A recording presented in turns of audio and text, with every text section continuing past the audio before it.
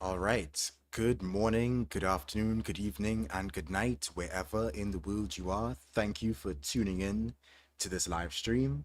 It's been a while, and this stream is not going to be our usual sort of live stream of consciousness. We have a very special stream planned for today. I'm going to be co-launching rather, the very first art collaboration of this year with a very special guest who I'll be introducing shortly. So, without further ado, we're going to get into what Solarpunk is, what the Solarpunk art collaborations have been, and what this year can hopefully look like. So, if you've been on my channel, you're probably already familiar with what Solarpunk is, right? It is an aesthetic, it is a literary genre, and it's a living, breathing international movement. I like to say that it's everything from imagining our collective futures to actually creating them. It's a vision beyond the limits of capitalism, beyond the rift between humanity and nature, beyond what to avoid and toward what to hope for. It's a story that we collectively can make reality, with a focus on environmental sustainability, autonomy, and social justice.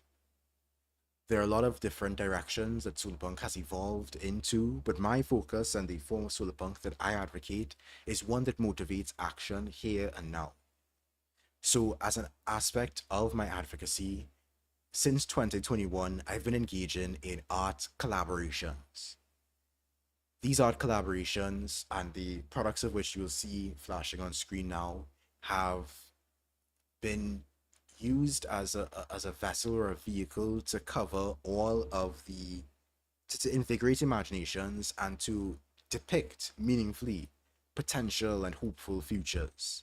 So much of the imagery that we get bombarded with through various forms of media is overwhelmingly negative, pessimistic, doomeristic, hedonistic, but solarpunk art imagery has the unique potential to inform and to stimulate truly revolutionary possibilities if we allow it to. And these art collaborations are meant to be part of that conversation. So in 2021, I launched it with no particular theme. It was just meant to be any sort of solarpunk art that people could come up with.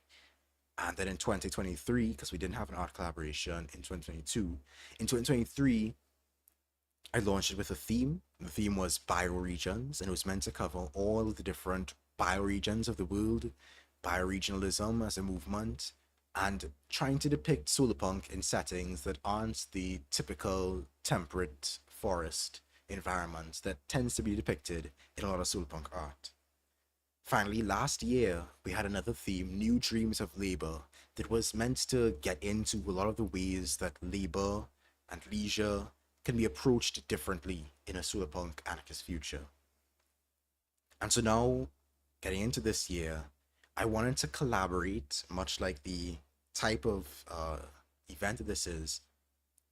I wanted to collaborate with another solarpunk enthusiast to help me to structure the art collaboration in a way that made more sense, that involved a lot more people, that stimulated more art development and production and conversation and creativity. And so for this year's theme, we've come up with Life of Learning, the idea of not limiting our education to the realm of traditional schooling, which is, as I've spoken about on this channel, often used more as a tool of social control meant to produce obedient citizens rather than fostering genuine learning or personal growth. So this life of learning theme is meant to get into the radical community-based alternatives to schooling and to education that prioritize self-directed lifelong learning, decentralized knowledge sharing, and mutual teaching grounded in social justice and liberation. So we're going to get into all the project guidelines and themes later on, but I am very excited to pass it on to our very special guest, Pavel Nigai, a solarpunk enthusiast, a hacker extraordinaire, otherwise known as ALXD. Take it away. Thank you, and it's a huge honor being here. As you've heard, my name is Pavel. You'd know me as ALXD all over the internet. And I've been deeply involved in Solarpunk for quite a few years. And I would like to tell you more about how I arrived to the movement in a moment. But most importantly, I wanted to show you what I learned and what brought me into this specific kind of Solarpunk I want to talk to you about. You may know me from either my blog, alxd.org, where I have some essays. You may know me as the co-writer of the Solarpunk Prompts podcast, which has a lot of ideas for writers and artists who would like to work with some Solarpunk story or setting but do not know how to structure it. Or launched yesterday the Story Seed Library, which has a lot of art, including the previous art collabs, and which may be a huge help in this project. And I think it's a good moment to start sharing my screen and showing you what I have for you today. So, just a moment.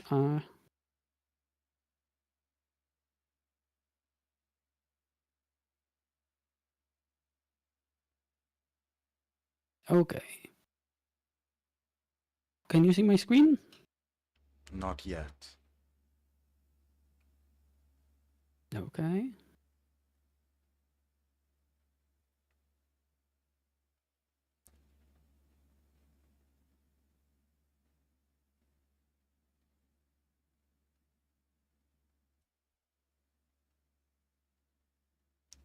Still not visible yet. I love that. I love that no matter how technically advanced we are, it's always how to turn on the projector.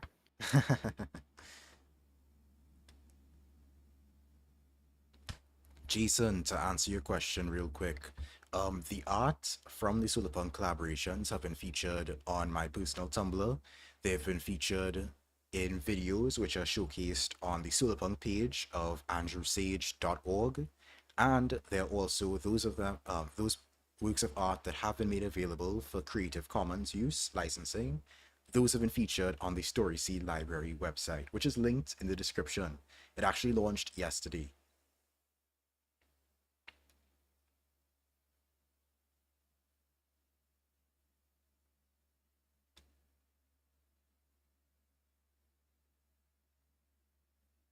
Any luck with screen share yet? I've been sharing it for quite a while. Hmm. Let me. Do you want to restart? Let's restart the call and see if that does it. Okay.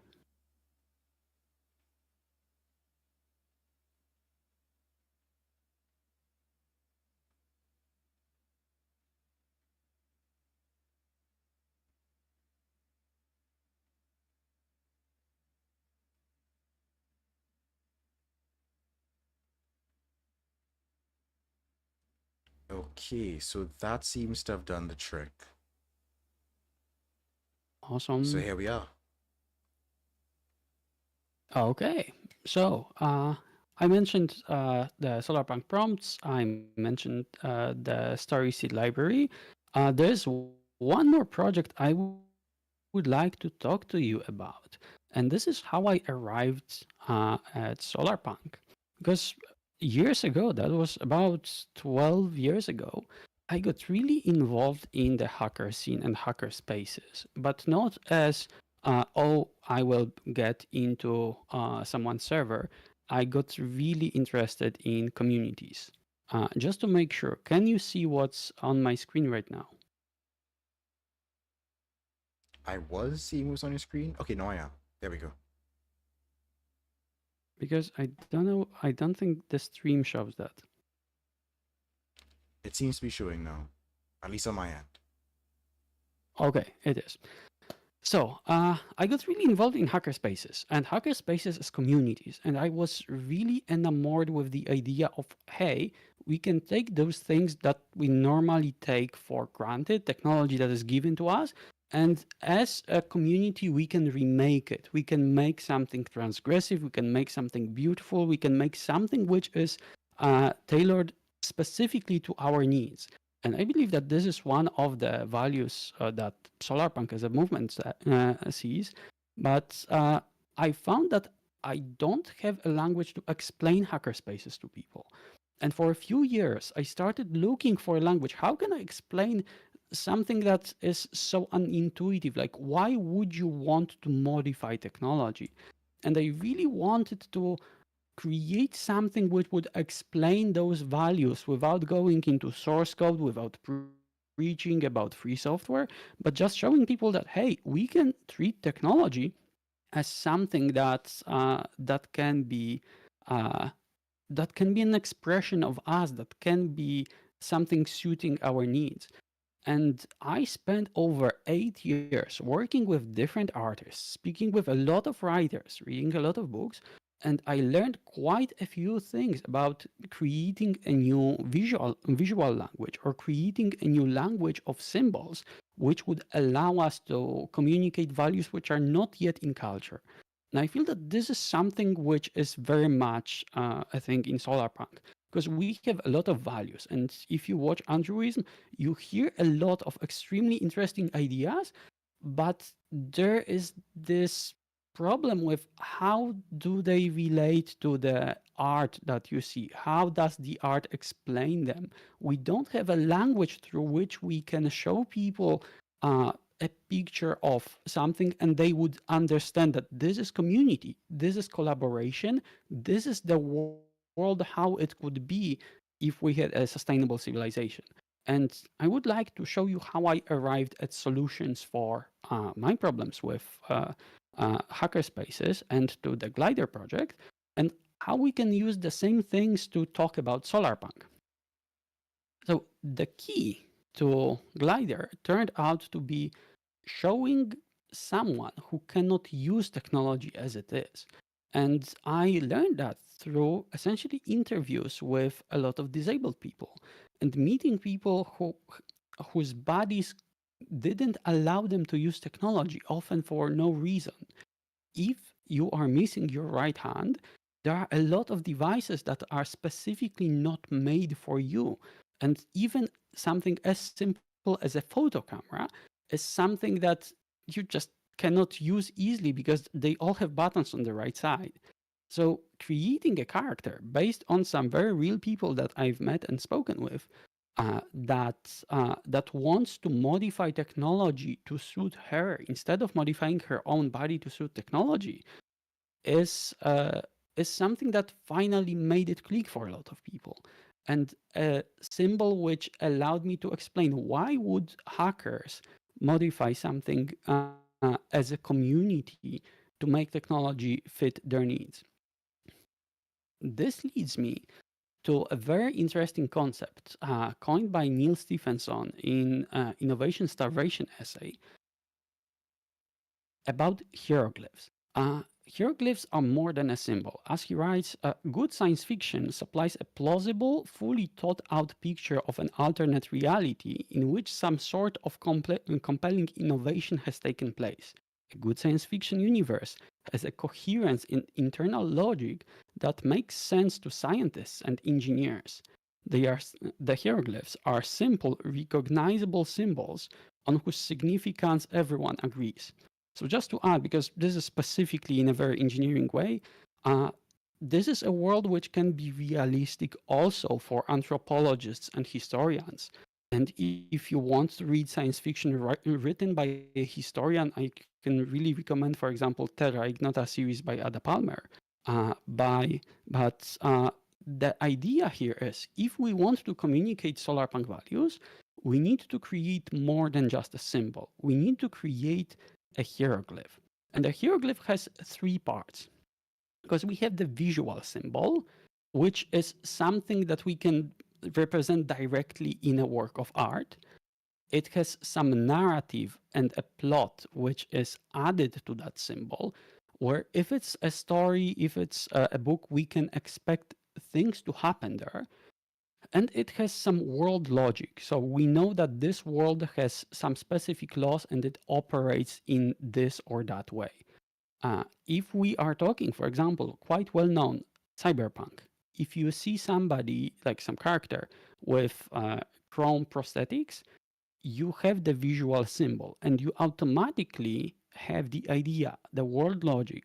This is a cyberpunk world. This will be a world in which you have huge differences between the masses and the corporate elites. This is a world which is very unjust, and you have some ideas about plots of cyberpunk because you have this notion that the characters will be underdogs fighting the corporation. This will be probably a hopeless fight. And those three exists in culture as those encoded hieroglyphs. So you don't need to describe them from the start every time. You can essentially just use a hieroglyph that was out there in the culture, and you can allow the reader's context to fill it in. This is something that we don't have in Solarpunk. And this is something that we need to start consciously creating in order to be able to spread the movement and to explain it to people. And it is not easy, but it is absolutely doable. So some pointers, because I will show you some examples and we will have some exercises, but one very important thing. When you are imagining a solarpunk world, try making it feel alive. Don't stop at just one thing that you thought about. Think about the consequences.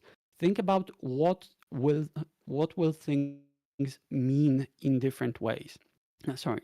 I think about if, for example, we will no longer have cheap flights, especially intercontinental flights, because we know that they emit a lot of carbon, we will need to change how we travel. We'll need to change a lot of things about our culture, about our scientific conferences, about tourism.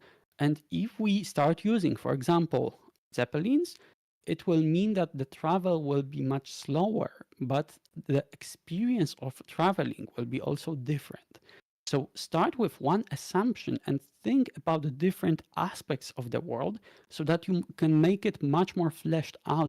and you can symbols. If you are and think which symbols, especially visual, working on something visual, convey meaning because you can world build something extremely deep and beautiful, but you will find out that it doesn't look like anything to an average person. And a lot of solarpunk art can be either very shallow with, oh, there are just some solar panels and some wind turbines, or it can be too deep where we have very deep, very ingrained meaning in everything, but it is not conveyed in a language that a person without context can understand. I wrote about it a little on my blog, but some illustrations, for example, may work well if they are illustrating a short story, but they may not be as good as a standalone illustration. So let's look at how some of those concepts can work. Let's say we have some aspects of solarpunk world. We know that we will need to get rid of fossil fuels and we will have a lot of infrastructure just lying around cluttering the world. And what can we do with it? Because this can easily lead us to like post-apocalyptic images and they don't give us too much. But let's try to come up with some context, with some story. It's not fantastical, it's not extremely futuristic. It can be semi-realistic because I'm not getting too deep into the actual details, but let's imagine that we have a floating village built on a scaffolding of an abandoned oil rig in the middle of the sea. Normally, this place is extremely hostile, but it's changed into a marine biology research station, and it has own greenhouses, and wind turbines for power generation. So we have a story, we have an image, something that we can work with, and we can try putting some visual symbols, visual language in. And this leads us to an actual piece of art by Commando Jugendstil that explain this. And with the bright colors, with the collaboration, with a very strong imaginary, it gives us a really nice view of what a solar punk place could be like. It gives us a strong visual symbol. Just a 5-second pause.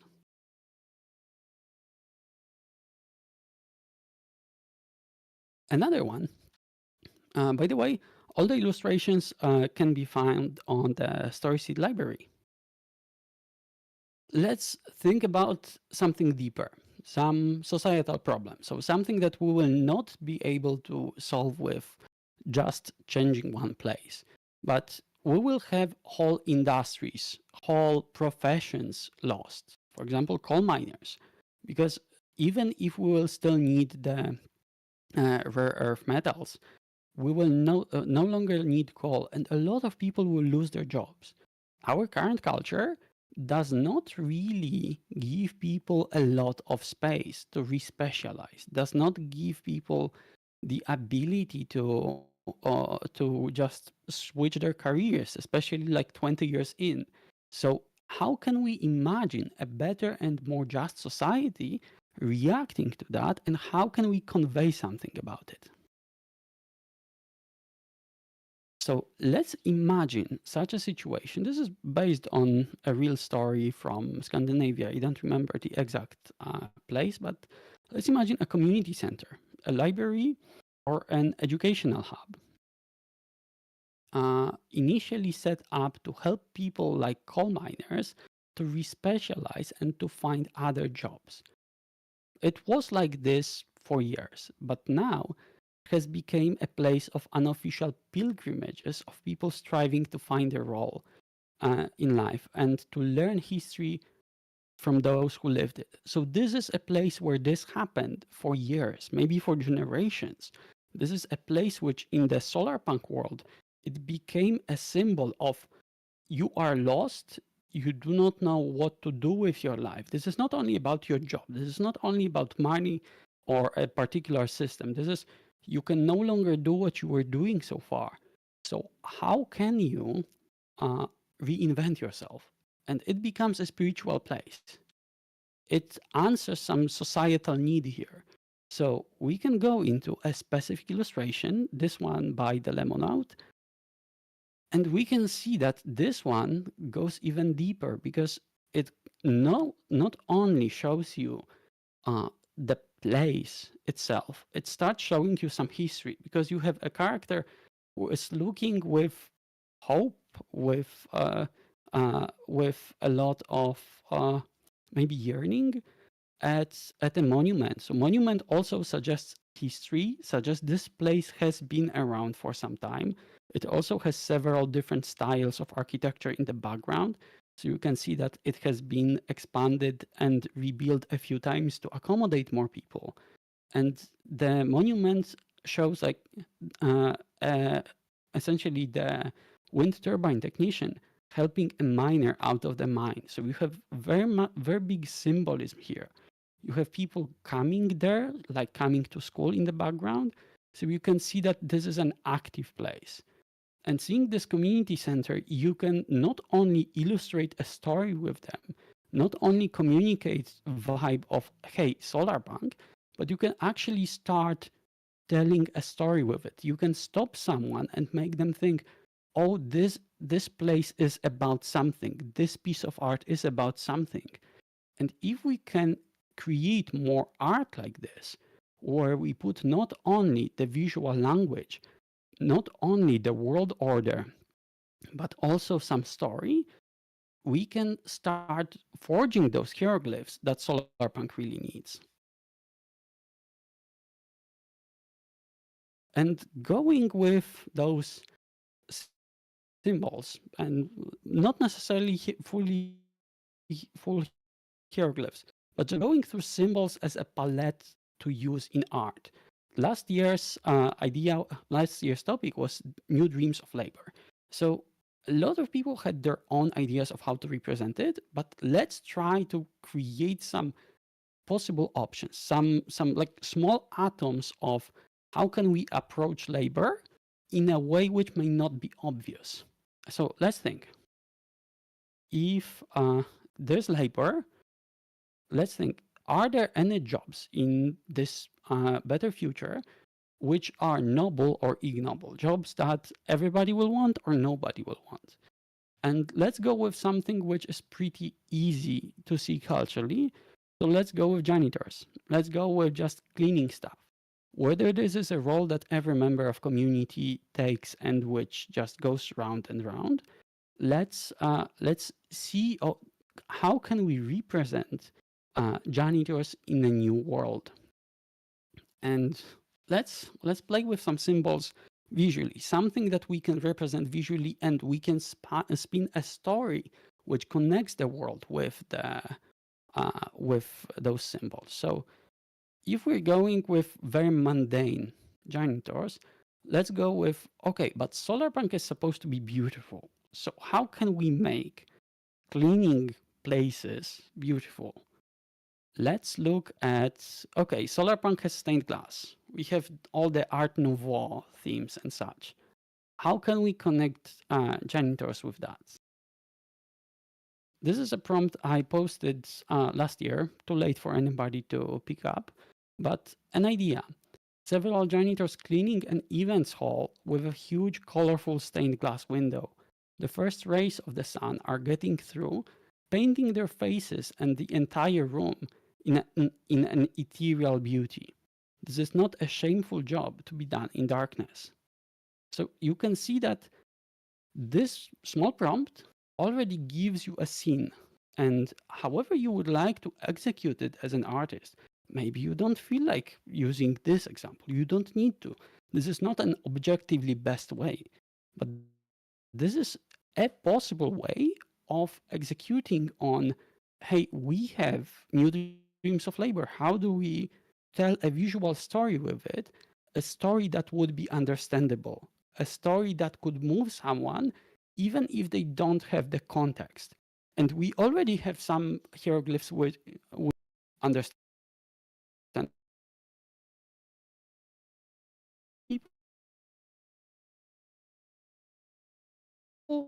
We jobs that nobody wants, and let's elevate them. So this is an idea. And a few seconds break.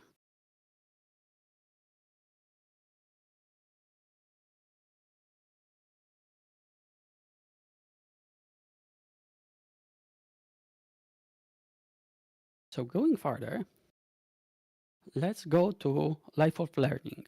And I really like that the shortcut of that is LOL.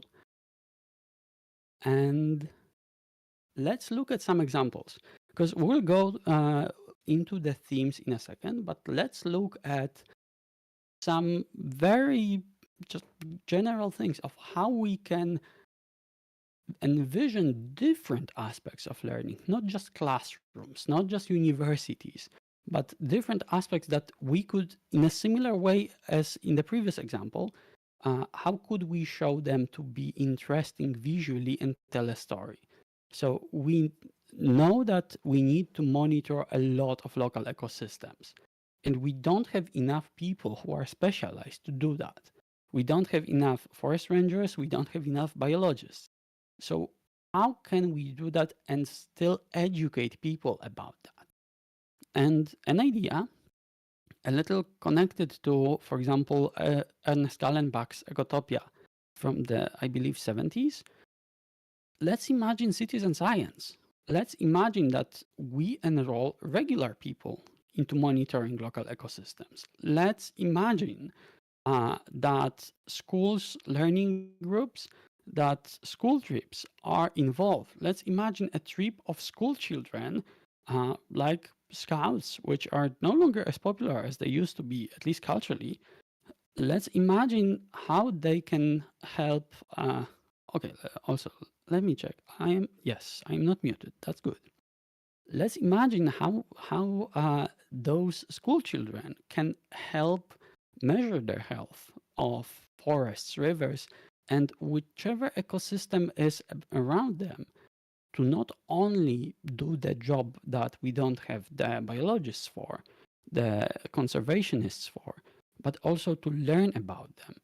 And I can imagine a really nice image of essentially a school trip with different kids with a lot of different approaches, trying to prod things, measure things, and essentially show curiosity and fun.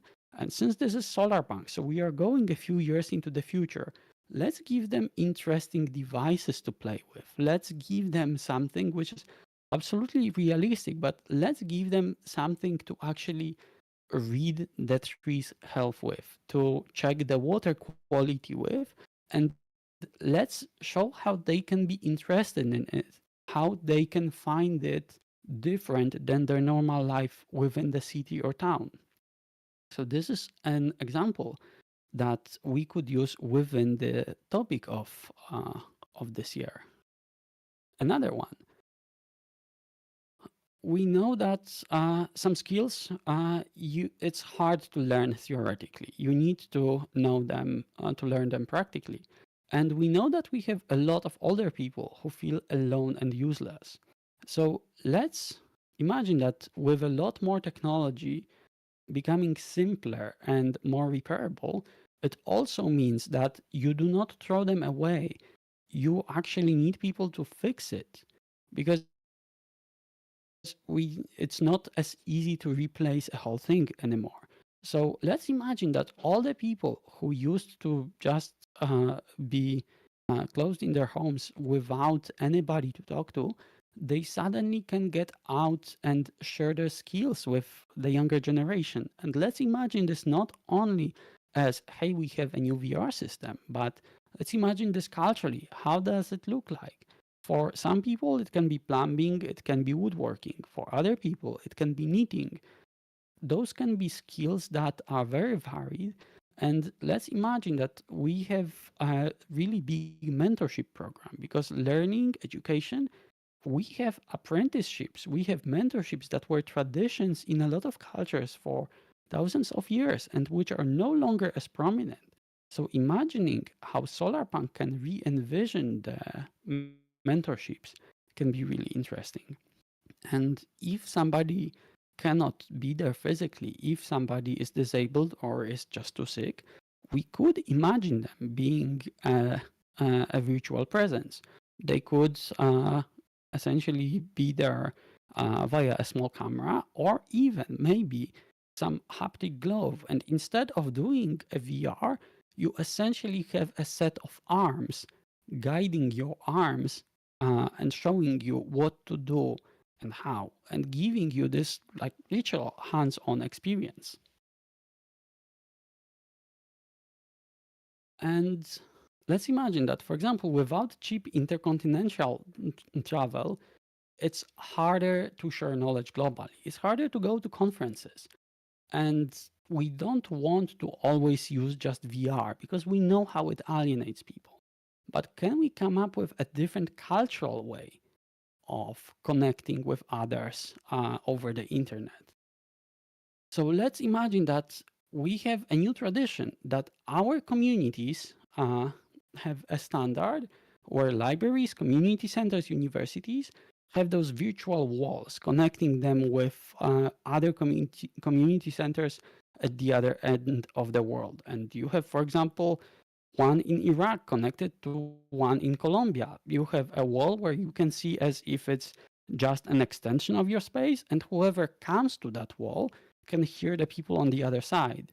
And you can have workshops together, or you can just have it run in the background just to have a neighbor which is not physically next to you. This is something that you can visually represent, and which is an interesting idea, which is very different than your usual very alienating vision of the internet or of the VR or augmented reality, which is shown in our visions of the future that are popular right now. So those are three ideas. Those are absolutely not the only or main ideas. But I want to show you how we can try to get one thing about a better future and extrapolate it into a story that we can then tell visually. And with that, I would like you to remember this is not a contest. You don't need to try to be better or more surprising than anyone else. You can work on your submissions or just share ideas together. And working together at the ideation phase is very important because it can give you a lot of things. If you have idea which doesn't suit your style, because you're a character artist and you have an idea for a nice panorama, maybe you can join forces with someone, or maybe you can give this idea to someone else. Remember, if you want, you can use your OCs, and as long as it's not too fantastical, it is absolutely up to you. And everything else is on the Storyseed library art collab page. So this is the page, but I think that we can we can go to discussion, or you can tell everyone more about the collab. Hmm. So let me get into what this collaboration entails in more detail. The art collaboration project that we have, as we said, was covering not dreams of labor. It was covering life of learning. And when we think about life of learning, what that entails, what sorts of stories and ideas and visual elements you can come up with, I really hope you were tuned in to what ALXD was sharing there, because I mean, I found, by the way, that it was a fantastic presentation, and I thank you so much for sharing your knowledge and your creativity with everyone here. I'm sure the others appreciated it too. So, getting into what this collaboration entails, its focus is on education, on teaching, on mentorship, and on research in a better climate future. That's really what Solarpunk is all about. Figuring out the ways that we can live better for the climate and for each other. So, in terms of the project guidelines, which are available on the website itself, the submission guidelines include, I'll just go bullet point by bullet point. All entries must be submitted by or before the 30th of June 2025. And that's the hard deadline. So you have roughly 2 months to lock in, to brainstorm, to get into all the ideas, and come up with something by that time. Artists may submit as many pieces as they'd like. In fact, the more the merrier. Artwork may be traditional or digital. By that I mean that it may be with the traditional paper and pencil or pen or marker, or it could be with, of course, digital software. Artwork must not, Traditional artwork, by the way, must be digitally scanned and not photographed. Artwork must not be AI generated or contain AI elements, backgrounds, textures, or anything of that nature. This is entirely human made art for human beings. No slop, right? Artwork must be colorized, so no black and white, unless you've found a really thematically uh, thematically necessary way of depicting it. Preferably, we prefer color. Um, Artwork may not depict anything of a not safe for work nature. All artwork must pertain to the theme life of learning, and we're going to get into the theme guidelines just now. Artwork must be submitted to my email address, saint.whom@gmail.com. That is saint.whom@gmail.com. That email is available again on the Storyseed Library website and also on my channel page if you just go on my about page on Andrewism on YouTube. The email subject has to be no additions, no subtractions, just Solarpunk Art 2025. That is so that the email can automatically filter it into the necessary folder so I don't miss anything. Right? So just keep that title, Solarpunk Art 2025. A brief description of the work would be appreciated to go alongside the art so I can describe it in the final presentation. Submitted artwork should be submitted under Creative Commons by 4.0 or Creative Commons by SA 4.0, and you can learn more about them on the overall guidelines page on Tumblr and on the Storyseed library. That website, StorySeed Library, again, is linked in the description. So by submitting the artwork, you consent to your work being shared in this manner with due credit, and as always, I reserve the right to decline submissions.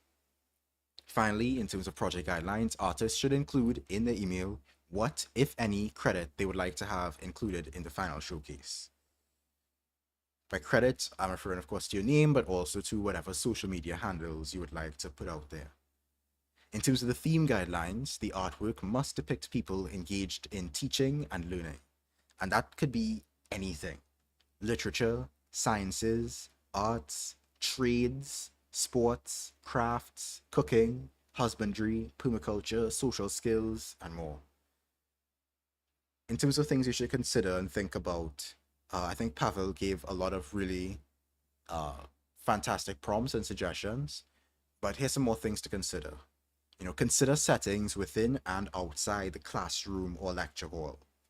How do mentorships and apprenticeships look? Does practical learning happen in libraries, makerspaces, and hackerspaces? Imagine how humanity, nature, and technology interact in a setting, and how it's different from today. Think how different age groups interact in a setting where lifelong learning is the norm, not only in schools.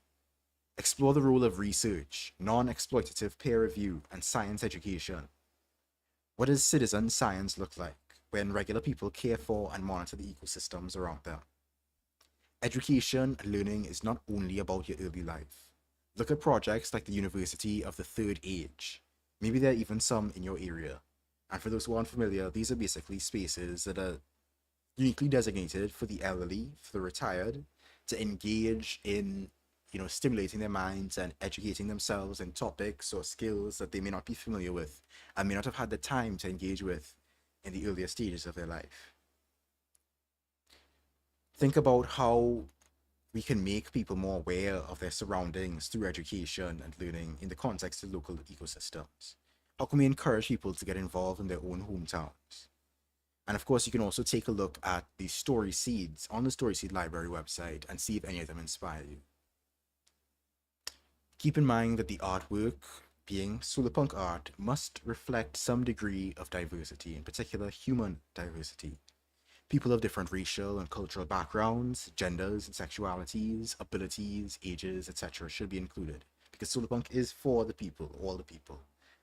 Now, when I say this, what I mean is not necessarily that your art has to just be, a grab bag of different groups, but that you think intentionally about the groups that you're included. You take the time to ensure that you are not simply defaulting to your own experience or defaulting to your understanding, that you make an effort to try to include experiences outside of your own, to think about experiences outside of your own and how they can be included in your artwork. Artwork may, of course, depict urban, semi urban, and rural spaces, including interiors or exteriors. Keep in mind that greenwashing is not solar punk, so don't just change a single element about our current world, like adding trees or stained glass to unsustainable buildings. Think about subtler and more beautiful consequences of sustainability, like how making technology repairable can make everything more long lasting and personalized. Artwork should be a realistic vision of near future with no fantasy or far future elements. I would have said in the chat before, I think there's a way that you can interpret solarpunk in that more fantastical manner, but for this art collaboration in particular, we want to focus on the realistic visions of how humanity can change here and now, not what some magical potential or hypothetical technology can do to save us. Please indicate in your submission what forms of education you're reimagining in your work, and try to venture outside the typical. Further theme guidelines may be included as artist discussion ensues or clarifying questions are asked. And if you're seeking inspiration or explanation, you can check out my videos on Solarpunk cities, on Solarpunk solutions, how anarchy works, what anarchy needs, rethinking school, and whatever else tickles your fancy. So that about covers the project guidelines and theme guidelines. And now we're going to get into a bit of a conversation on just the theme and what we're hoping to get out of this collaboration. Absolutely. So, do we have any questions from the audience? I actually saw two questions from the audience. that we can get into real quick. The first question that I saw was someone asking, how does one write or create solarpunk film? And I'm guessing you can extend this to all forms of solarpunk storytelling without some sort of conflict. Where would the conflict come from in a solarpunk world? I know you have a lot to say about this, but I just want to put in a quick response on my end. For me, I think this may be approaching solarpunk or from a very potentially from a misrepresented perspective. Solarpunk is not the absence of conflict. It's not some cushy utopia where nothing ever goes wrong. I expect all sorts of conflict to be occurring in a solarpunk world. And for me as an anarchist, I expect all sorts of conflict in anarchy. What is different is that you have to keep in mind that conflict is part of how we interact with each other, right? Conflict is something to be embraced. So conflict is something to be included and represented accurately and honestly.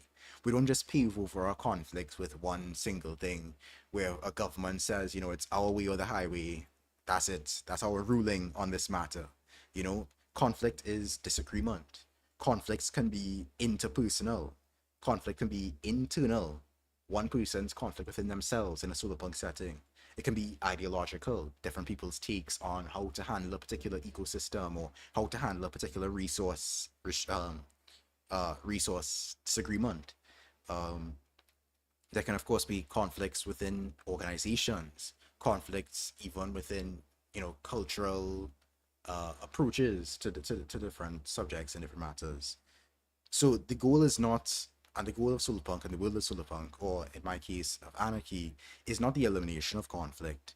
It is rather handling those conflicts through dialogue, through restorative justice, through mutual conversation, agreement, disagreement, and compromise, so that where conflicts need to be resolved, they can be resolved, and where conflicts can coexist, which is also an option, conflicts or disagreements in opinion can coexist.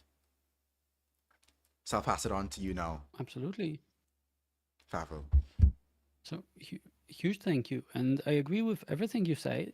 You said right now. I just want to add that it may help if instead of conflict, we think about tension, because this is something that when we are talking about solarpunk stories, we don't need to have an open conflict the way we defined it so far in most of our fiction. We don't need to have people physically or verbally or emotionally fighting right now. We can have people of differing ideas. And how you said ideological conflict, we will see a lot of that. And imagine that the world is utopian in a way everyone agrees that we need to do something about climate change, and the way we lived so far with capitalism, with our culture so far is not sustainable.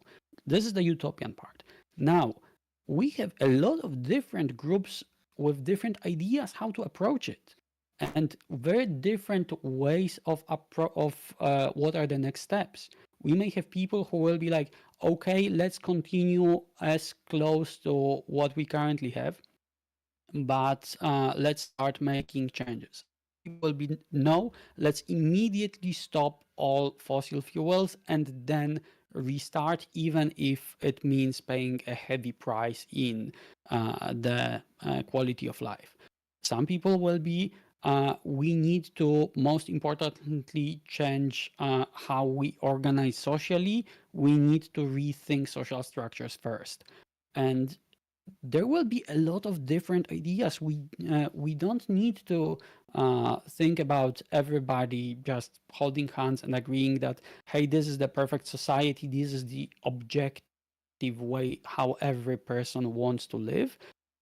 Different communities living in one area can have very different ideas of how they want to live. And uh, Solarpunk is not utopian in a sense that we have a magical objective, uh, I don't know, judge telling us, okay, now this is the good solution, be nice to each other. This is about everybody believing that it's worth to talk about the conflicts and to see how we can resolve the tensions without antagonizing each other. And we can do it. We can do it with not only technologies or some external systems, but by changing culture and how we relate to each other. And just to give you a few examples, the right Solarpunk prompts, the podcast that I co-created with the awesome Tomasino, and the story seeds are specifically made so that there is a conflict and tension in each of them, and yet they don't have people fighting directly. But people can be upset, people can be uneasy, and they may need to find a new balance. Let's let's take one with the huge infrastructural project where there's a huge abandoned dam or whichever else project which was abandoned by the corporations, by the government, and people living next to it uh, are threatened by what if it collapses, what if it floods us. Suddenly a lot of grassroots engineers, scientists, hackers come and start working on it to keep it operational, to keep it well maintained, but they are also very alien to the city, and there's this new sorry, to the town, there's this new tension and conflict because those newcomers, they are weird, they don't understand us, but we need them. And how can we resolve that? The story is here. This is how we can look at it and wonder how can we find common balance? How can we find uh, a common language without making it as either one group needs to win or the other? So I hope this answers the question. 100%. Another question that I had written down from that same person was they asked the question actually during your presentation on the janitors, right? When you're talking about the janitors and the way to Mm-hmm. approach janitorial work differently. And they had asked if we can, why can't we go further, and imagine a society in which jobs like janitors can be replaced with tech, and the people who were janitors can still survive and thrive doing what they dreamed for their lives. And again, I hope you don't mind if I go first and then. Mm-hmm. Sure. So there are two parts to this. I think I'll address the latter part first and be clear that I don't really see labor being approached in the way the labor is now, in the sense that someone has a singular job or a singular job title that they are entirely defined by and limited to. So it's not that somebody who does janitorial work in a solarpunk setting is totally and entirely just a janitor. Maybe they find fulfillment entirely in that, and more power to them. But we can expect that people will be engaged in all sorts of tasks. That janitorial work may just be one fraction or one component of who they are and what they decide to do. So there's nothing saying that they can't do janitorial work and also do other things that they dream about and are interested in. And more to the first point regarding replacing jobs like janitors with tech, I think we need to be very careful about how we interpret solarpunk when it comes to this balance within solarpunk of technology, humanity, and nature, right? There are, and it's a very prevalent, particularly when you go on Google Images and you see all the AI art and stuff, to see this very high modernist, techie visual imagining, cyberpunk with, grass sort of imagining of what solarpunk is. But how a lot of us in the solarpunk community choose to interpret solarpunk is a lot more tempered with how we approach technology. It's not just thinking, oh, some magical technology will save us, that we invest our hope into technology. And I think it's also, we have to be very careful to keep in mind that the solar punk movement came about out of concern for the climate. And so, out of that concern, we have to keep in mind the limitations of our Earth, the resource limits of our Earth, and what we choose to put those resources into. We're not necessarily trying to create a Wall-E society where people sit back and everything is done by robots. We're trying to create a society where people have their time freed up to do more of what they're interested in. But that doesn't mean that we externalize the costs of our lifestyle onto the environment in other parts of the world. The extraction of minerals and the consequences of that in other parts of the world to supplement or to uplift our lifestyle. So while Solarpunk has room for technology and for even advanced technologies, I think it is a lot more sober in how it uses those technologies. It has to be justified in a, it has to be very clearly justified, I think. At least that's my particular take on it. And I guess that's room for conflict in a solarpunk world as well, because someone else will have a different take on it. But I think that we have to be very careful about how we use technology, where technology is implemented, and particularly, I think, to implement technology where it is most necessary, first and foremost, keeping in mind that we have to maintain, you know, the limits of the earth, maintain our lives within the limits of the earth. But I'll pass it on to Pavel now. Absolutely. So again, I agree with everything. And as somebody working in tech myself, I am very careful about techno solutionism, and I do not want to imagine that our problems will be solved by technology. Our problems will be solved by culture change, by changing how we approach the world, how we relate to each other. And I think this is also a little an artifact of the what was the name? The luxury gay space communism, where we imagine utopias where technology has made it possible not to worry about anything. But however we approach the world, even if we have cleaning robots, being able to clean your house is a very useful thing. And I do not believe, as you said, that janitors will be a profession unless we will have some specialists that will be, I don't want to say influencers, but experts on how to clean every surface. Now, listen to me and my 20 tricks.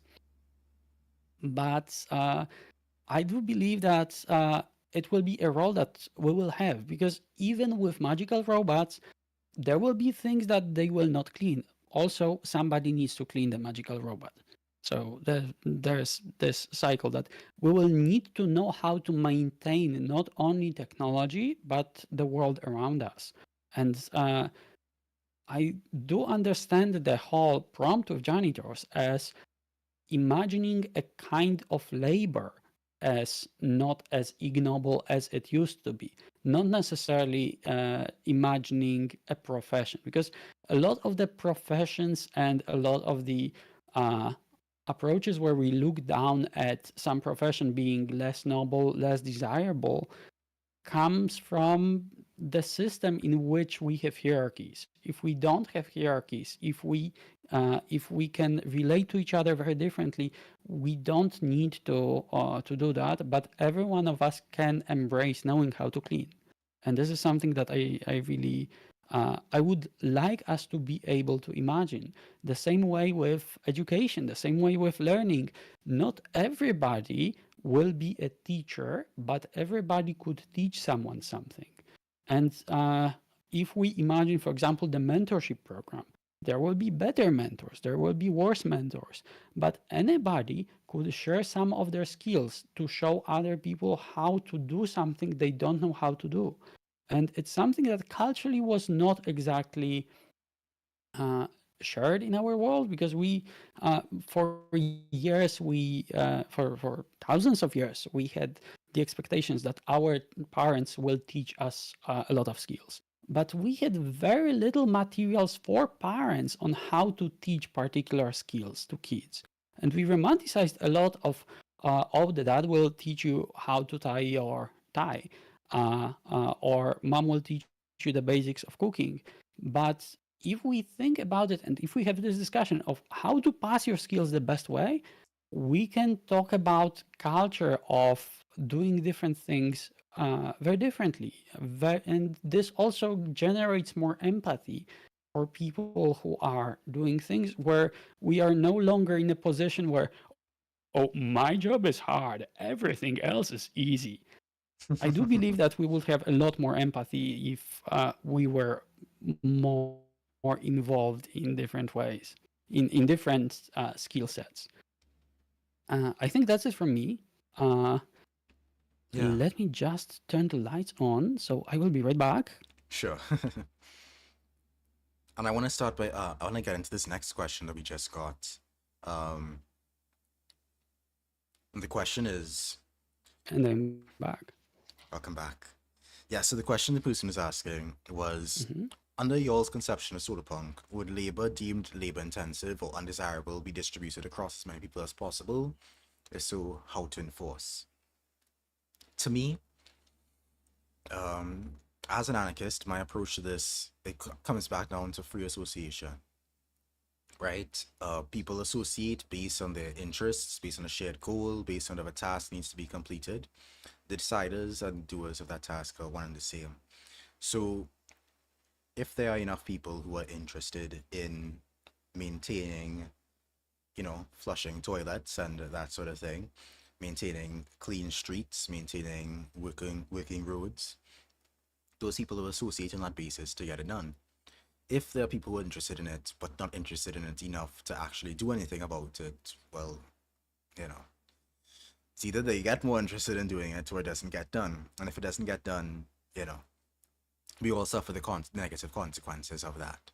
So it really comes down to, when it comes to that kind of intensive labor or undesirable labor, the people who the people who are interested in doing it will continue to do it, and and if nobody's interested in doing it and still needs to get done, the resistance to the consequences of not doing it will, like, eventually motivate some people to accomplish it. I don't think enforcement plays any particular role, because there's no room for authority in my approach to solarpunk. Um, I will also say that I think that a lot of labor that is considered intensive or undesirable is subjectively so considered intensive or undesirable. For some people, yard work of various types, whether it be cutting the lawn or, uh, trimming trees, or whatever the case may be, cleaning on top of a roof, that's really intensive. They don't like it, they don't want to do it. For other people, they can't imagine doing anything else. They love to be out in the yard sweating, getting stuff done. For some people, they shudder at the thought of getting into sewage, and for other people, somehow, I don't know how that's their mindset, but it's a passion for them to, process sewage and clean water and that kind of thing. So it's important that we don't project necessarily our own aversions to things onto other people, because the beauty of it is everybody's different, and out of that difference comes a vast array of possibilities.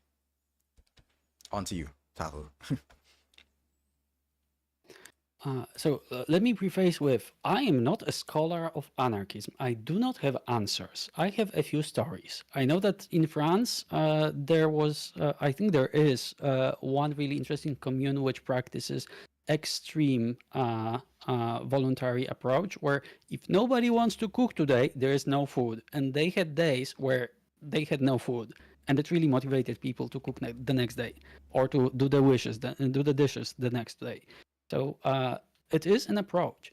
But what I do believe is, with the approach to undesirable jobs and work in general, we have several approaches, because we can see if we can make them less laborious to make them easier, but we can also change how we approach them culturally. This is the point of the previous prompt. This is the point of the janitors.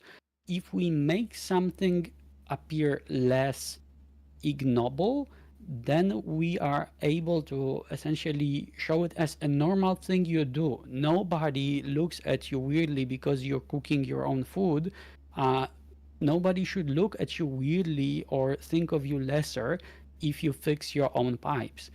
And the same way, like the way I see it, we put decades of research in how to optimize capitalistic systems. We put decades of research in how to work with different top-down hierarchical models in USSR.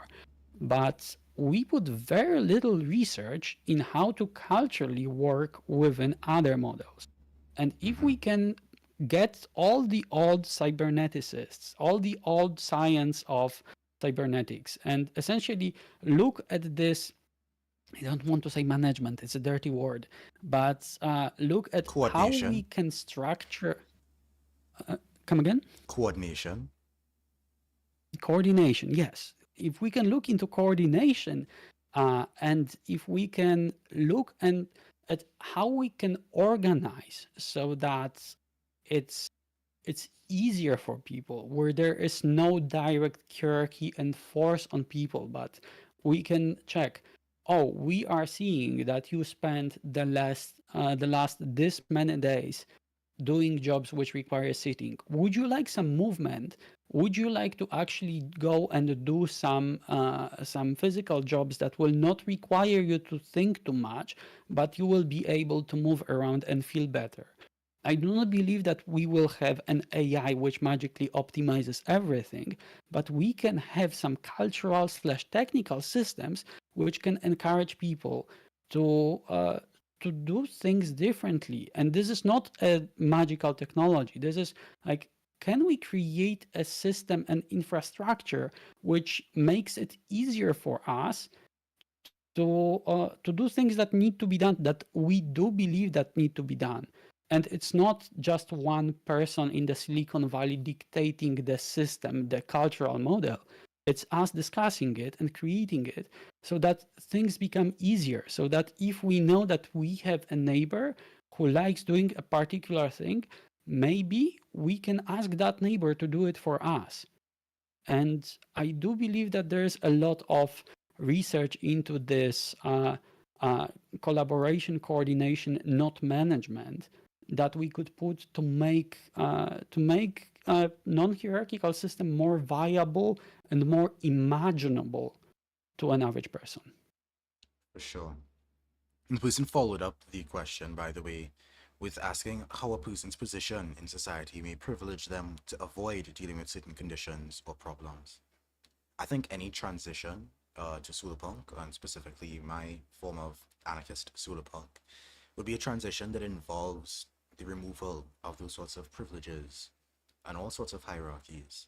You know, the idea isn't that we just, flip the switch of current society, leave everything else as is, but, have some climate friendly policies or technologies, but really looking at the ways in which the way we've structured our society has created the climate circumstances we now find ourselves in, where the consequences of a person's lifestyle or consequences of a person's economic activity can be, destructive to those on the other side of the world and those who they don't even have to think about because those harms have been externalized. Eroding those sorts of social positions and privileged positions is part of the transition in my eyes. Next question we got Um, was, mhm. or you wanted to get into that? Let me answer that one as well. Yeah, I Sure. want to. I want to answer. So I would actually recommend looking into a book for that, because there's a very interesting book which is called Game Changer from Alex Beckett, and it's a book which gives a prototype of an answer, because I do not believe that there will be a single or an easy answer to that. We need to look for several prototypes, several possible options, and ask ourselves which one we want. And in Game Changer, in the post Facebook, post social media world, there's very little privacy, but this serves a very important cultural societal role, where people can essentially uh, see how others are contributing to things. And when a lot of people are seeing that, even if you have a lot of power, or especially if you have a lot of power in one area, if you are doing something which hurts others, or if you are not doing the work that others are putting in, they can essentially give you a dislike or a flag. And this makes it so that economically, you essentially get less credits that are, I don't want to say money, but those, think of them as a trust credits that you can use with other people. Because even if you have a base that you would get in that world, where you can see that this person gave you their trust, this person gave you their trust, you get a negative multiplier. And this kind of social auditing is tricky because you can have brigading, you can have a lot of things we know from social media, but at the same time, it is a mechanism which may be worth considering in some form. And I do think we need more books like this, which actually show us prototypes of how can we approach different social systems. It's an interesting hypothetical to play with for sure. For me, what it kind of stimulated in my imagination was two things. The first thing was that one Black Mirror episode where they had the social Oh, rating, yes. the social rating system. So I kind of chuckled to myself at that one. But the other thing I was thinking about was this system not necessarily being used as a general social credit system per se, but having specific uses Hmm. in maybe specific niches. Um, Something we could have gotten into, although I'm not sure how much time we'll have again, because we did want to do a tight hour and a half, and we're approaching an hour 15. But one of the things I could get into briefly is when we talk about credentialing, right? The credentialing systems when it comes to education. One of the approaches that I explored in my deschooling society video was an approach that looked at potentially getting rid of, or not getting rid of, it was an approach that looked at using a person's reputation or a group's reputation in a particular field as a means of credentialing somebody, almost like a LinkedIn sort of credentialing system. So if you're a doctor, for example, you know, fellow doctors, the ratings of fellow doctors will have a bit more weight in terms of your reputation score. Um, in terms of you demonstrating that you had a certain amount of knowledge, they might have a group of doctors that is known for having a very high standard of care and quality of service and quality of knowledge. And so people, aspiring doctors, look to get accredited with that group of doctors, similar to how medical schools operate as is. And patients tend to look for doctors who have that level of credentialing. And of course, patients can also have a say in their medical care by saying, this doctor has deprived me of certain necessary care, or this doctor has not done its due diligence. And so there's an accountability that goes both ways for both doctors and patients. And I would actually tell you that there's a lot of research into that because we tried a lot of interesting credentialing systems, and hackers had their PGP signatures where you would have who vouches for you slash vouches for your identity, uh, and like LinkedIn, as you said, bred a lot of potential problems because one of the most common problems on LinkedIn is you have a doctor who is also an entrepreneur, and other entrepreneurs vouch for their medical skills, and other doctors vouch for their marketing or accounting skills. And you end up with someone who looks like they have a lot of reputation, but it turns out that nobody really checked their credentials. So this is something where we can put more research in because reputation systems are not simple. And the reputation systems may be working well if we don't globalize them to every use. So just quickly, one thing I would recommend is Rutanna Emre's Half-Built Garden book. It's a really interesting book where one of the main plots is actually the poor admins who needed to maintain the system of reputation and discussions and make sure that everything is as objective as possible. And those are those poor people who are both technical and essentially community managers trying to properly fix a community system so that they can have an important vote. And what was the other thing I wanted to recommend? I don't remember, but I would say that we need to be careful with the something that is surprising not in a lot of countries, but for example, for doctors or for other professionals, having some regular tests whether they are updating their knowledge. Because if you have a group which vouches for each other, you may have a situation where they are, for example, not up to date with their medical knowledge. And this is a situation in countries which do not require doctors to get recertified every year or 5 years. And there are countries which do require people to just pass exams of, hey, what changed in medicine since I graduated from my med school?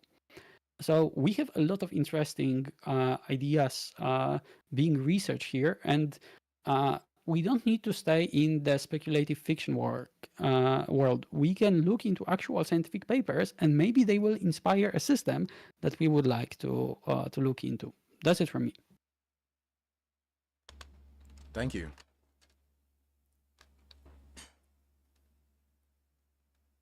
The next question that we received, and I'll let you answer this one first, is that the person's asking if they can make their art more to make sure that the art is more realistic. Are there any jobs that people might not be doing in a solarpunk society? Marketing. I think actually we have a good research on that. If you read any degrowth book, any book about how to change our economy into the most solarpunk system, they usually list a lot of interesting ways we can handle some professions, because we know that marketing people and everyone who is working on manipulating others to do something within capitalism, they have no space in Solarpunk. A lot of people who are working in game design, gamification, and monetization of attention economy of apps and so on. There may be ways where we can change so that we have, for example, behavior apps that we choose, which specifically train us to behave in a way, but a lot of people who are working in this industry today wouldn't work. And like we can think about a lot because we talking military, but we even have one solarpunk seed about specifically military changing into being more FEMA-like and being more disaster-like, where a lot of the logistic skills that are currently used in the military are not necessarily useless. So just if we don't, just not having tanks doesn't mean that we don't have people who are serving in a very similar role, just protecting us from disasters. So this is uh, like there's a lot of interesting overlap, and I don't have more ideas right now, so I'll give this back to you. I think a lot of the bureaucratic rules will obviously be absent. I think there's always room for coordination of tasks, and I've spoken about in the past this sort of delineation between authority and the other terms that get associated with it. And as always, my approach to solarpunk will be anarchist, so I'm always talking from that perspective. And so I really don't see a lot of the legal order based rules and all the bureaucratic and status based rules being prevalent in our society. Whatever necessary functions they do engage in would have a place, but it would not be a place that is enforceable by any authority. It'd be a place where there's a coordination of certain labor, or the recognition of expertise relates to certain tasks, but not the approach that we see today.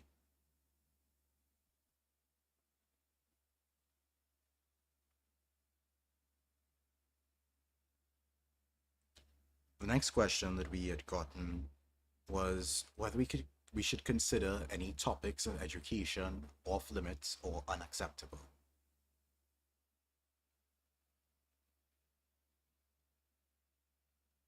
I have some.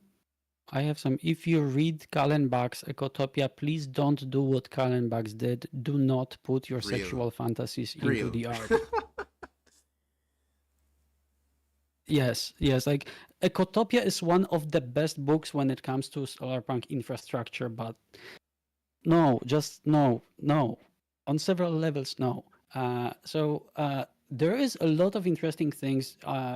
that could be said about sexual education. I would not be doing a lot of exploration of sexual education within the collab. I would not advise. It's hard to do it right, and it's even harder to do it right in a way that would be conveyed to an average person. So, as much as this could be a really interesting topic for a short story, don't do that in visual art. So I wouldn't. Every other educational topic is something that I think may be conveyed in a really interesting way.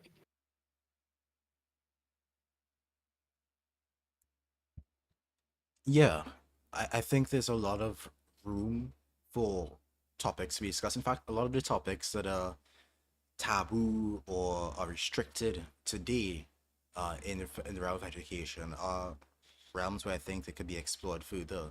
I think we're all familiar with the ways sex education has been severely limited in certain countries, which has obviously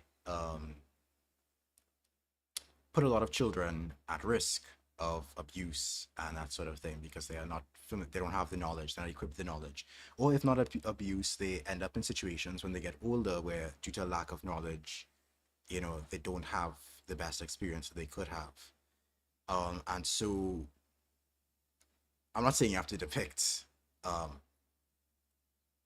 I'm not saying you have to depict sex education in your art per se, but I would expect that there will be responsible education with regard to the topics that conservative approaches have tended to limit. Same goes for things like, evolution, or that has been limited in certain spaces.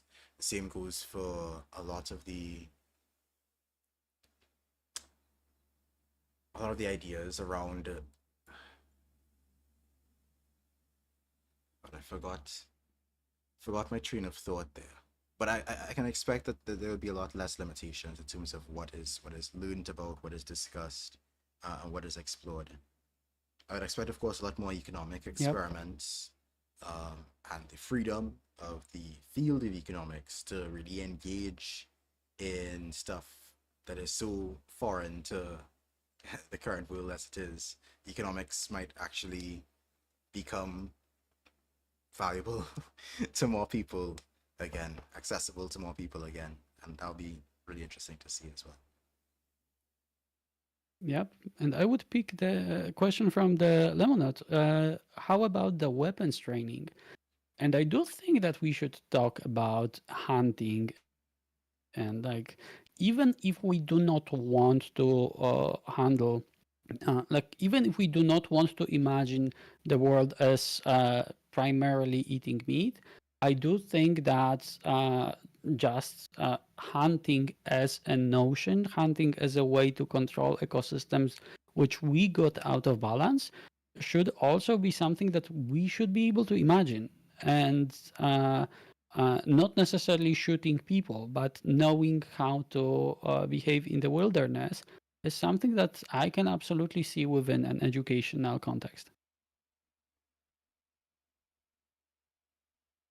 Oh, and let me quickly add the creation of powerful weapons in general, bombs, biotech, nuclear, and so on. Whew, I don't think this is a good topic for this specific collab, but I do think that this has a place within Solarpunk, and this has a place within our future discussions. Because if you read about the physics of nuclear fission and essentially the power plants we use, there was a really interesting piece of research actually really interesting experiment coming from China where they were able to build a reactor which was discredited in the US in 1960s. Even though it is much safer, it is much more efficient, but it does not allow you to produce weapons grade nuclear material. So even if you are looking into nuclear reactors, you can create a lot of things which are net benefit. We do have some theoretical research showing that you could build a reactor which burns the radioactive waste that is created from our current reactors. So I would say that this absolutely has place within solarpunk research. It is just we shouldn't be limiting ourselves to seeing things as weapons. This is one of my most important things when talking about technology. We should be seeing technology as infrastructure and not everything is a potential weapon. And this is for me. I also think on the topic of weapons, I don't think that knowledge should be lost. I want to speak specifically as it pertains to bombs. I think it's very important that we understand how, I should not use that word. I might get the video taken down. Um, blowing up stuff, um, boom boom stuff. I don't know. I need to, I need to come up with a good euphemism, but considering the fact that there are many parts of the world where mines still litter the landscape, or where there may be inactive technologies of that explosive nature in parts of the world, that knowledge of how to deal with those technologies, how to reverse engineer those technologies, how to dismantle those technologies, I think is very important for safety reasons. Because even in a world without, statist conflicts and war, the scars of that history will still be present and will still need to be dealt with. And we want to make sure we have the knowledge to deal with those things effectively. Yep.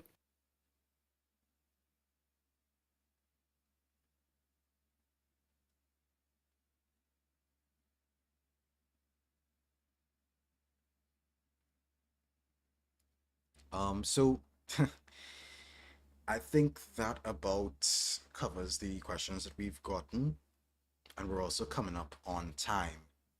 So is there anything we want to get into before we wrap up? Nothing from me. I will be around on Discord, so if there are any additional questions, you can email me, you can ping me on Discord. I will gladly share whatever I have. For sure. And on my end, just a reminder, the deadline of this art collaboration is June 30th. You can check out the website, which is linked in the description, for all of the project guidelines and theme guidelines. And that website link also has the link to the art collaboration specific Discord server. The Discord server is also linked in the description of this video, so you can jump in and be a part of those conversations. In the coming 2 months, we would like to have at least one or two artist discussions within the Discord server to stimulate, to keep the conversation going, to stimulate ideas, to brainstorm. So if you want to be part of that, make sure to jump into the Discord. But if you're not on Discord, you can still be part of this collaboration. You can still check out all the project guidelines and theme guidelines on the website. There's links in the description, and you could submit the art just like everyone else through my email address. Thank you to everyone for tuning in. Thank you to Pavel for your brilliant presentation. I might end up, tuning in later on, going back at it, listening to it, because I found it was really quite good. And yeah, I really appreciate this conversation and working with you, collaborating with you on this art collaboration. Absolutely. Huge thank you for organizing it and for inviting me. For sure. Take care.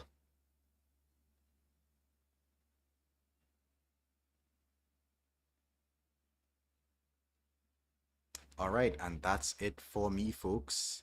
So, in case I don't see you, good afternoon, good evening, and good night. Until the next live stream, whenever that may be, all power to all the people.